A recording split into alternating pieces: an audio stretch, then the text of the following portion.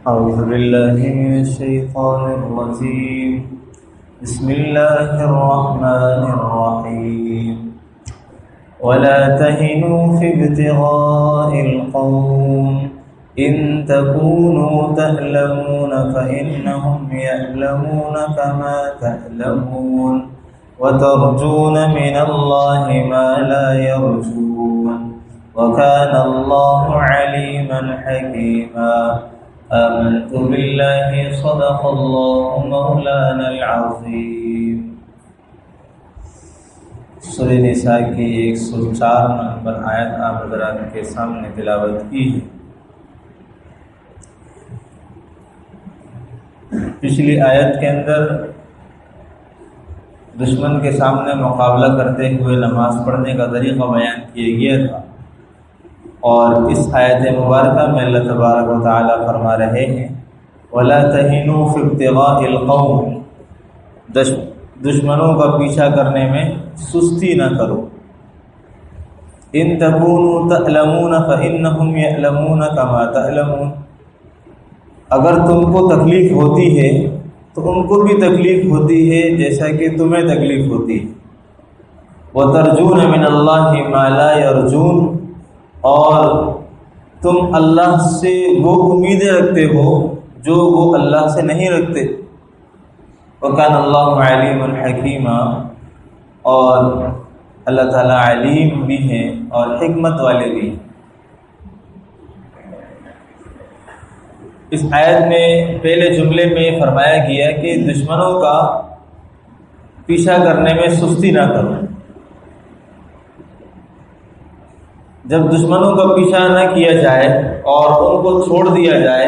جس طرح کے فی زمانے میں مسلمان اپنے جگہ پر بیٹھے ہوئے، تو فرمایا کہ وہ شیر ہو جاتے ہیں اور اہل ایمان کو ضعیف سمجھتے ہیں اور کمزور سمجھتے ہیں اور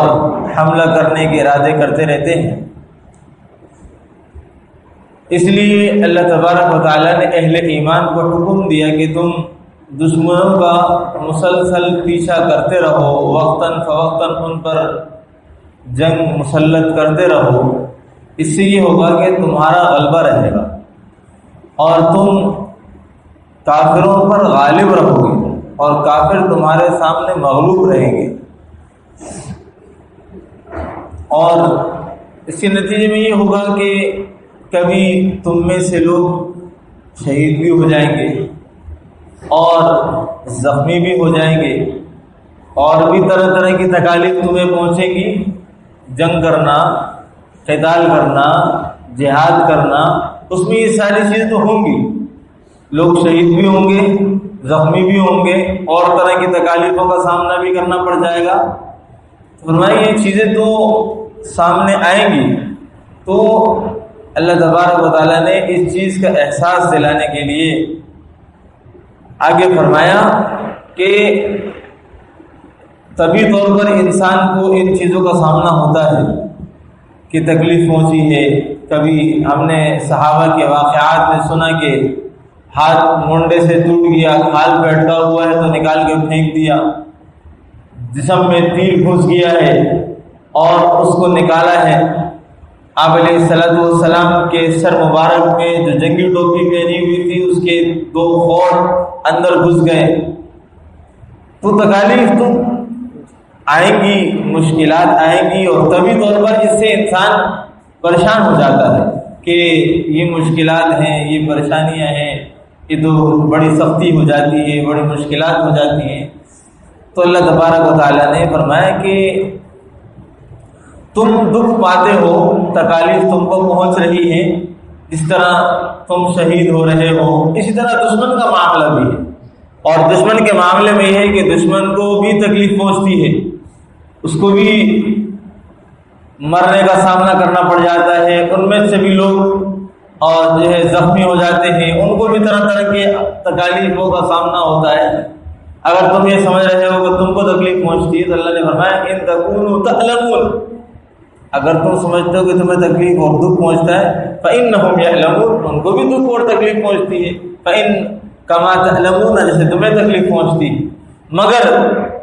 اس تکالیف کے سامنے مسلمان کے لیے کئی ساری چیزیں ہوتی ہیں۔ اس میں پہلی چیز یہ ہے کہ یہ اللہ تبارک و تعالیٰ کی رضا کے لیے اور اعلاء کلمت اللہ کے لیے، اللہ کے دین کے بلند کرنے کے لیے اور اللہ کے دین کو غالب کرنے کے لیے میں لڑ رہا ہوں، اور اس سے مقصود میرا اللہ کی رضا ہے، کیونکہ اس کام کے لیے مجھے اپنی جان کا نذرانہ پیش کرنا ہے، تو اس سے مقصود میرا سب سے پہلا اللہ تبارک و تعالیٰ کی رضا ہے، اور اس کے بدلے میں جو چیزیں مجھے ملیں گی، جو مجھے امیدیں ہیں، وَتَرْجُونَ مِنَ اللَّهِ مَا لَا يَرْجُونَ، کہ جو مجھے امیدیں ہیں، جو تکالیف پہنچیں گی اور جو اذیت پہنچے گی، جو تکلیف ہو گئی، زخم پہنچ گئے، شہید ہو گئے، اس کے بدلے میں اللہ نے جو انعامات دیے ہیں، جو نعمتیں دی ہیں، جو جنت کے وعدے اللہ نے کیے، وہ بہت بڑے ہیں۔ اس کے مقابلے میں دنیا کی یہ تکلیف، دنیا کی یہ موت اور یہ اذیت اس کے مقابلے میں بہت تھوڑی سی ہے۔ اللہ نے تو مسلمان کے سامنے یہ ساری چیزیں ہوتی ہیں، اور کافر کے سامنے اس کا باطل عقیدہ،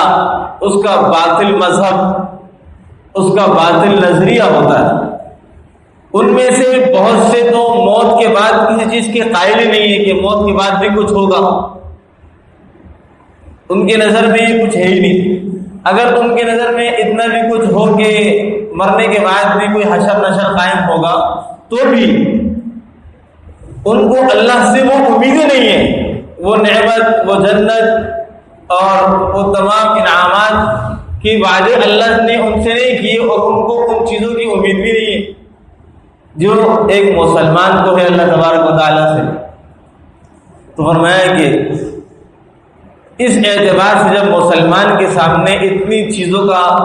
سامنا ہے کہ اگر جیے زخمی ہو بھی گئے تو غازی ہیں، غازی کا اپنا مقام ہے، اگر نہیں جیے مر گئے تو شہید ہو گئے، شہادت کا مقام اور بلندر ہے۔ ہاں، اللہ کے رسول علیہ السلام نے شہادت کی تمنا کی اور کیا فرمایا کہ ثم اقتل ثم احیا ثم اقتل ثم احیا ثم اقتل، 3 دفعہ فرمایا کہ میں شہید کر دیا جاؤں، پھر زندہ کر دیا جاؤں، پھر شہید کر دیا جاؤں۔ اللہ کے رسول علیہ السلام نے شہادت کے مرتبے کو بیان کیا کہ شہید ہو جانا بہت بڑا مقام ہے۔ اسی لیے جب یہ تمام چیزیں سامنے ہوں تو مسلمانوں کو خوب جم کر کے قتل و قتال کرنا چاہیے، اور کافروں سے مرغوب نہیں ہونا چاہیے، اور ان کے سامنے غالب ہی رہنا چاہیے۔ اس میں مسلمان کے لیے کوئی ایسا پہلو ہی نہیں بچتا جس سے وہ ہمت ہارے۔ اور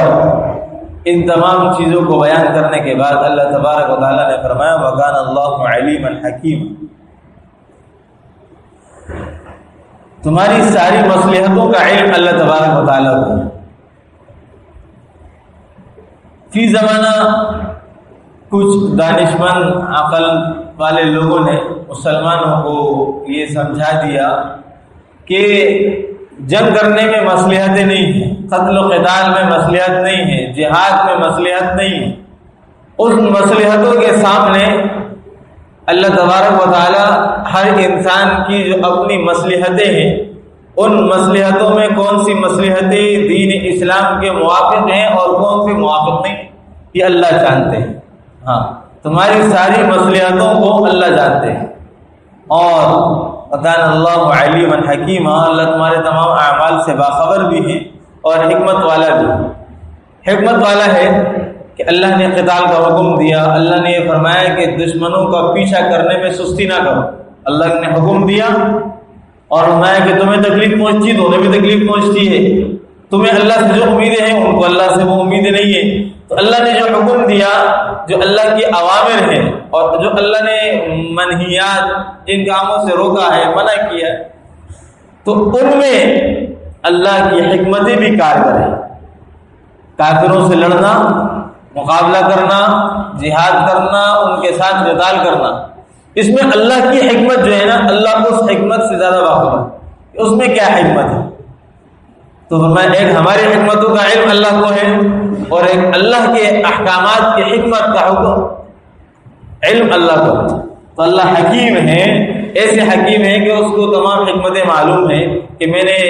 مسلمان بندے پیدا کیے ہیں، ان کو میں نے حکم دیا ہے کہ دشمنوں کا پیچھا کریں، ان سے قتال کریں، تکالیف پہنچ جائیں، صبر کریں، اللہ سے امیدیں رکھیں۔ تو فرمایا کہ جو اس میں حکمتیں ہیں یہ مسلمانوں میں سے اکثر کو نہیں پتہ، مجاہدین جانتے ہیں کہ اللہ اس کے ذریعے سے کیسے غلبہ فتح عطا فرماتا ہے،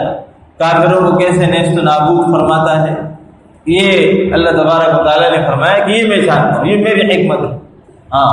اللہ تعالیٰ کے تمام اوامر اور اللہ کے تمام نواہی منہیات جن کو اللہ نے منع کیا ہے اس میں اللہ کی حکمتیں ہیں۔ اللہ تبارک و تعالیٰ ہمیں بھی یہ چیز اور یہ جذبہ نصیب فرمائے اور مسلمانوں کے اندر پھر سے دین کے غلبے کے لیے یہ چیزیں پیدا ہو جائیں جس سے آج مسلمان کوسوں دور ہو چکے ہیں۔ اور ہمارے بڑے علماء کرام نے ایک بات کی طرف توجہ مفتی تقی عثمانی صاحب نے بارہا دلائی تھی کہ اسرائیل کا جو مسئلہ ہے وہ صرف اور صرف فلسطین کا مسئلہ نہیں ہے، وہ وزیر خارجہ کی بیان سے امریکہ کے بات واضح ہو رہی ہے کہ اس نے یہ بیان جاری کیا ہے کہ 2024 کے اختتام تک فلسطین کی جنگ تو بند ہوگی، مگر اس سے پہلے اس نے لبنان میں جنگ چھیڑ دی اور فلسطین کی جنگ کے خاتمے کے ساتھ ساتھ سعودی عرب فلسطین کو قبول کرے گا اور تمام مذاکرات جہاں ٹھہرے تھے اس سے آگے بڑھائے جائیں گے، اور اس کام کو کرنے کے لیے وہ تیار ہیں، سعودی بھی تیار ہے، اور اس وقت اس نے فلسطین کے ساتھ ساتھ اب لبنان میں اپنی جنگ کو چھیڑ دیا۔ تو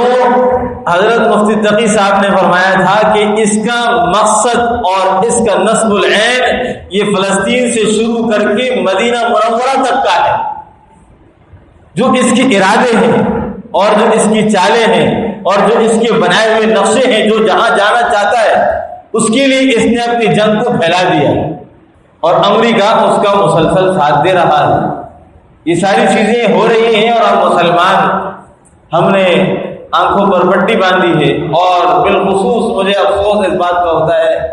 کہ کتنی زیادہ بات ممبر و محراب سے، علماء کرام نے سوشل میڈیا سے اور مسجد کے ممبر و محراب سے اسرائیلی مصنوعات کا بائیکاٹ کرنے کے لیے مسلمانوں کو بہت زیادہ ترغیبیں دی، مگر مسلمان انہی چیزوں کو زیادہ تر استعمال کرتے ہوئے نظر آتے۔ ہمارے گھروں میں استعمال ہونے والا صابن جو برتن دھونے کے لیے استعمال ہوتا ہے، لیمن میکس بار، یہ تک یہودیوں کا ہے، مسلمان اس کو چھوڑنے کے لیے بھی تیار ہے۔ اسکواش برائٹ کی جتنا سامان ہے، جتنا استعمال ہوتا ہے گھروں کے اندر، چاہے وہ کسی بھی قسم کا کی بھی چیز ہو، وہ ہمارے باورچی خانے میں استعمال ہو رہی ہے، مسلسل استعمال ہو، ہم اس کو تبدیل کرنے کے لیے تیار نہیں ہیں۔ ہمارے گھر میں سرف استعمال ہوتا ہے کپڑے دھونے کے لیے، ہم ان میں سے وہ سرف استعمال کرنے کے لیے تیار نہیں جو پاکستانی، جتنے بھی چاہے وہ بونس ہو چاہے وہ برائٹ ہو، کوئی بھی سرف، یہ تمام کے تمام اسرائیلی مصنوعات ہے۔ تمام اسی طریقے سے تمام ٹوتھ پیسٹ یہ سب یہودی ہیں، صرف ایک دو کے علاوہ ہم سارے وہی استعمال کرتے ہیں۔ سوڈا وائٹ ٹوتھ پیسٹ ہے جو پاکستانی ہے، اس کے علاوہ تقریباً سب کے سب اسرائیلی مصنوعات ہیں۔ مسلمان ان چیزوں کو چھوڑنے کے تیار نہیں۔ صابن کے اندر جتنے صابن ہیں سوائے کیمری کے، تبت کے تمام صابن یہودی مصنوعات کے ہیں، ہم ان کو بھی چھوڑنے کے لیے تیار ہیں۔ تو ہم براہ راست مالی تعاون اسرائیل کے ساتھ کر کے مسلمانوں کو نقصان پہنچا رہے ہیں، اور ہم اس میں بڑا کردار ادا کر رہے ہیں، اور ہم اس چیز کو سمجھتے نہیں۔ ہم نے اس کو ہلکا سمجھا تو کیا ہوا میرے بھائی، کیا ہوا؟ آپ نہیں تو وہ کیا جو کوئی اور نہیں کر سک رہا۔ ہاں، ہم نے وہ کیا جو اور کوئی نہیں کر سک رہا۔ ہم اسرائیل کو مال و دولت سے فراوانی عطا فرما رہے ہیں اور اس کے ذریعے سے ہم اپنے مسلمانوں کو مروا رہے ہیں۔ یہ کیا ہم نے جو ہم نہیں سمجھتے۔ تو میں نے آپ سے کہا کہ امریکہ کے وزیر خارجہ کے بیان سے اس بات کا ثبوت ملتا ہے کہ 2024 کے اختتام تک اسرائیل کی جنگ فلسطین سے تو بند ہوگی، مگر لبنان میں اس نے شروع کی ہے، کیونکہ وہ مکمل طور پر فلسطین کو تباہ کر چکا ہے، بچا کچھ نہیں ہے، عمارتیں رہنے کے قابل نہیں بچی، علاقے مکانات بچے ہی نہیں، لوگ خیمہ بستیوں میں ادھر ادھر زندگی گزار رہے ہیں، بچاؤ کچھ بھی نہیں۔ اور اب اس نے حزب اللہ چونکہ ایک ایسی تنظیم ہے جو شیعہ ہے، ایران سے اس کو مدد ملتی ہے اور ایران کے ذریعے مدد اسرائیل کرتا ہے، اور یہ آپس میں جنگ کر کے سمجھانا چاہ رہے ہیں کہ ہم حزب اللہ کے خلاف جنگ کر رہے ہیں، جبکہ حزب اللہ اسرائیل کا ساتھ دے کر کے لبنانی مسلمانوں کو مار رہا ہے، جس طرح بشار الاسد شیعہ ہیں، یہ وہاں کے شامی مسلمانوں کو، سنی مسلمانوں کو مار رہے ہیں، اور اس میں پورا کردار اسرائیل ادا کر رہا ہے۔ ہم اس باتوں کو نہیں سمجھتے، ہم ان باتوں کو نہیں سمجھ پاتے کہ شام کے اندر جو جنگ ہے وہ کیا ہے۔ شام کی جنگ بشار الاسد کی طرف سے ایرانی ذرائع سے، اور اس میں اسرائیل مکمل ملوث ہو کر کے سنی مسلمانوں کو مارا جا رہا ہے، اور استعمال کس کو کیا جا رہا ہے؟ شیعوں کو استعمال کیا جا رہا ہے، اور مارا مسلمانوں کو جا رہا ہے، اور پیچھے سے ایران اور اسرائیل کارفرما۔ اور یہی صورتحال حزب اللہ کے ساتھ مل کر کے لبنان کے اندر پیدا کی گئی، اور اب لبنان میں مسلسل بمباری ہے، جس سے ہزاروں سے زیادہ لوگ شہید ہو چکے ہیں، اور کئی سینکڑوں لوگ مسلمان شہید بھی ہو چکے ہیں، اور ہزاروں سے زائد زخمی ہو چکے ہیں۔ یہ صورتحال اس وقت لبنان کی شروع ہو چکی ہے۔ اللہ ہمیں اس بات کی سمجھ نصیب فرمائے، جذبہ جہاد اور مسلمانوں کے لیے بہت ضروری ہے۔ جس طرح مصطفی عثمانی صاحب فرما رہے ہیں کہ جہاد اللہ کے رسول نے فرمایا یہ فریضہ ہے، جس طرح نماز روزہ حج فریضہ ہے، جہاد بھی فرض ہے۔ ہمیں اس بات کو سمجھنا چاہیے اور قبول کرنا چاہیے۔ اور حدیث میں آتا ہے کہ جس آدمی نے، جس مسلمان کے دل میں اس کا جذبہ بھی پیدا نہ ہوا، من مات ولم یغزو ولم یحدث نفسه مات على شعبته من النفاق، جس کے دل میں جذبہ نہ ہو، جس نے جہاد کے لیے کبھی بات نہ کی ہو، جہاد سے منہ روگردانی کرتا رہا، فرمایا وہ نفاق کے ایک شعبے میں مرے گا۔ تو ہمیں اپنے دل میں جذبہ جہاد رکھنا چاہیے، اور ان مسلمانوں کا ساتھ کسی بھی طرح دینے کے لیے اپنے آپ کو تیار کرنا چاہیے۔ ہم نے سب سے کمزور طریقے کے جو استعمال کیا تھا کہ اسرائیلی مصنوعات کا مسلمان بائیکاٹ کر دے، وہ ہم اس کے لیے نہیں کر پا رہے، تو مسلمانوں کے لیے یہ بہت بڑی غیرت کی بات ہے۔ اللہ ہمیں اس کی سمجھ نصیب فرمائے، عمل کی توفیق نصیب فرمائے۔